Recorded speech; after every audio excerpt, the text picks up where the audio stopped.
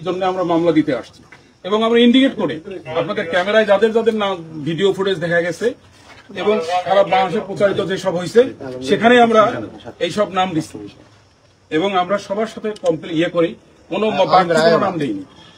যা ঘটনা ঘটছে সেটাই করছি, তারা মামলা নিবে না। ওসি সাহেবের কথা যে আমি মামলা নিব না। আপনাকে কে নির্দেশ দিল? আমি বললাম যে আমি মামলা নিব না। কেন নিবেন না? না আমি মামলা নিব না, আপনারা কোর্টে যান। আপনার বাড়ির সামনে এই ঘটনা ঘটলো, দেখলেন আপনারা এত ফুটেজ আছে, তবু আপনি মামলা নিবেন না? দেশের বিচার কোথায়? উনি মামলা নিবেন না। বললাম যে আপনার বাড়ি ঘরে যদি কেউ হতো আমরা কোথায় যাব? পুলিশের কাছে না কোথায় যাব? তাই পুলিশের কাছে। তাহলে আপনি মামলা নিচ্ছেন না তো বোঝেন তো ভাই। এখন এইসব এটা দেশের বিচার নাই।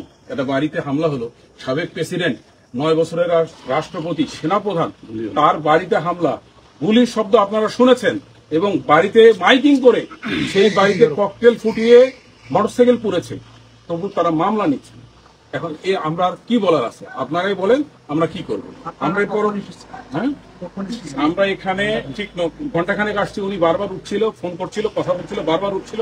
সেটা আমরা বললাম যখন বসায় রেখে আপনারা কি করছিলেন? আপনি একটা ফোন আসার জন্য এরকম হলো না। আমরা সবার সাথে যোগাযোগ করছি, এই হলো ঘটনা। এতক্ষণ বসায় থেকে উনি বললো যে মামলাটা নিবেন না। আপনারা সবাই দেখেছেন এত বড় ঘটনা ঘটছে, দেশের একজন রাষ্ট্রপতি। ভাই এখন আপনারা কি চান? মামলা নিল না, কাদের বিরুদ্ধে মামলা করতে আসছেন একটু বলেন। যারা এই মামলার বা আসামি সন্ত্রাসী, যারা কারা বলেন, সন্ত্রাস করেছে, শুনি একটু বলেন। আমরা নামগুলো প্রকাশ করতে চাচ্ছি না। তা আপনারা ভয় পাচ্ছেন নাকি? কেন ভয় পাবো? কেন ভয় পেলে থানায় আসবো কেন? এতগুলো মানুষের কথা বলবো কেন? বলেন কারা হামলা চালাইছে। আমি প্রকাশ করি তাহলে তো আসামিরা হয়ে যাবে, তারা সজাগ হয়ে যাবে, তারা বাড়ি থেকে চলে যাবে। আমরা যদি ভয় পাই তাহলে তো আসতাম না। মামলা দেওয়ার জন্যই আসছি। এখন আমরা আমাদের পলিটিক্যাল পরিবারের সাথে, অর্থাৎ আমাদের সংগঠনের সাথে বসে পরবর্তী ডিসিশন নিব আমরা কি করব। আমরা বিভাগীয় কমিশনের কাছে যেতে হবে, যাব নাকি আমাদের জন্য আবার রাজপথে নামতে হবে? নামবো। দলের জন্য নয়, এই বাড়ি বাঁচানোর জন্য যদি রাজপথে রক্ত ঝরাতে হয় ইনশাল্লাহ ঝরাবো। এই যে আরিফ আলী আমাদের এই মামলার বাদী, এ কেন্দ্রীয় কমিটি ছাত্র সমাজের সাধারণ সম্পাদক।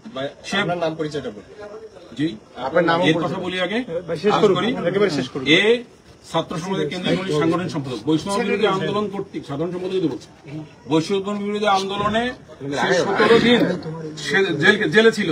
5 তারিখে সরকার পতনের পর 6 তারিখে বের হয়েছে। এরা রাজপথে মিছিল করেছে বৈষম্য বিরোধী আন্দোলনে। এই আরিফ আমাদের ছাত্র সমাজের সভাপতি জেলার, আমাদের ছাত্র সমাজের মহানগরের সভাপতি। এরা রাজপথে ব্যানার নিয়ে প্রথম মিছিল করছে, লাঠিসোঁটা নিয়ে মিছিল করছে ফ্যাসিস্ট আওয়ামী লীগের বিরুদ্ধে। আজ তারা মামলা দিতে আসছে, মামলা নেয়নি।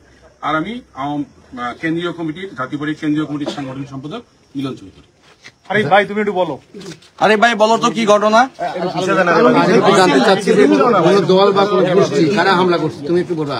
নাম না বললে কোন দল বা গোষ্ঠী বা কে হামলা করছে সেটা তুমি স্পষ্ট বলছো। প্রিয় সাংবাদিকদের আপনাকে ধন্যবাদ। আমি মোহাম্মদ আরিফ আলী, জাতীয় ছাত্র সমাজ কেন্দ্রীয় নির্বাহী কমিটির সদস্য সচিব। সেই সাথে আপনারা অনেকে সাক্ষী, বৈষম্য বিরোধী ছাত্র আন্দোলনে রংপুরে নেতৃত্ব দেওয়ার অপরাধে রংপুরে আমি ফার্স্ট ছাত্রনেতা হিসেবে কারাবন্দী ছিলাম 17 দিন। আজকে অতি দুঃখ এবং কষ্ট নিয়ে ভরা নিয়ে আপনাকে বলতে হচ্ছে যে আওয়ামীকে আমরা পতন ঘটিয়েছি এই বৈষম্যের কারণে। আমরা চেয়েছিলাম একটি দেশ, স্বাধীন দেশ, যেখানে মতামতের স্বাধীনতা থাকবে, স্বাধীনভাবে চলাফেরা করতে পারবো, শোষণ মুক্ত, শোষিত মুক্ত একটা সমাজ গড়ার লক্ষ্যে আমরা কিন্তু আন্দোলন সংগ্রাম করেছি আওয়ামী লীগের।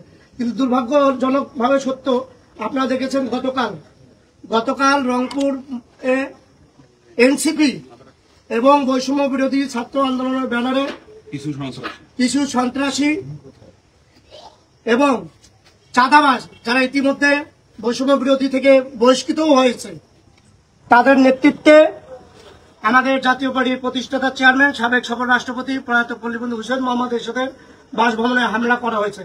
শুধু হামলা নয়, সে হামলার সময় গান পাউডার ছিটিয়ে গাড়ি পোড়ানো হয়েছে, ককটেল বিস্ফোরণ ঘটানো হয়েছে, 2 রাউন্ড গুলি ছোড়া হয়েছে ইরশাদ মোহাম্মদ এরশাদের পৈতৃক বিষয়। তখন আমাদের জাতীয় পার্টির বর্তমান চেয়ারম্যান জিএম কাদের অবস্থান করছিলেন। কিন্তু আমরা লক্ষ্য করেছি সেখানে প্রশাসন নির্বিকার নীরব ভূমিকা পালন করেছিল।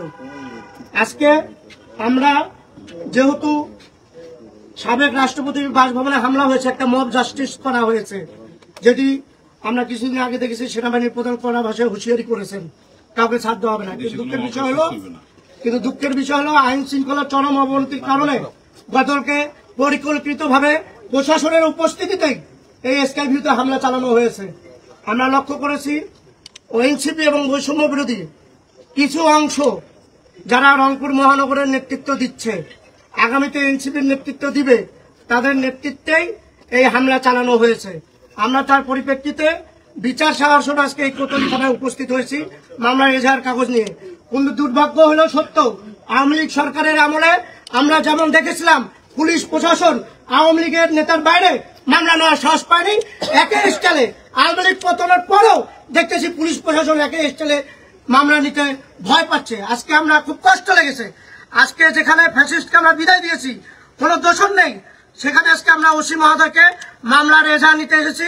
কিন্তু আমাদেরকে তিনি 1 ঘন্টা বসিয়ে রেখে 6 থেকে 7 বার উপর লেভেলে ফোন পেয়ে বাইরে চলে গিয়ে 1 ঘন্টা পরে এসে তিনি আমাদেরকে পরামর্শ দিচ্ছেন আমি মামলা নিতে পারবো না, আপনার কোর্টে গিয়ে মামলা করুন।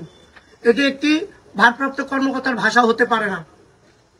আমরা আজকে পরিষ্কার ভাষা বলে দিতে চাই আপনাদের মাধ্যমে, আমাদের এই মামলা আগামী যদি 24 ঘন্টার মধ্যে এই কোতোয়ালি থানায় ভারপ্রাপ্ত কর্মকর্তা যদি গ্রহণ না করেন, পুলিশ প্রশাসন আইন শৃঙ্খলা বাহিনী যদি গ্রহণ না করে, তাহলে এর পরবর্তীতে কোনো আইন শৃঙ্খলা অবনতি যদি ঘটে এই দায়ভার কোতোয়ালি থানার ভারপ্রাপ্ত কর্মকর্তাকে এবং আইন শৃঙ্খলা বাহিনীকে নিতে হবে। ধন্যবাদ। আর কিছু না, কিছু নেই।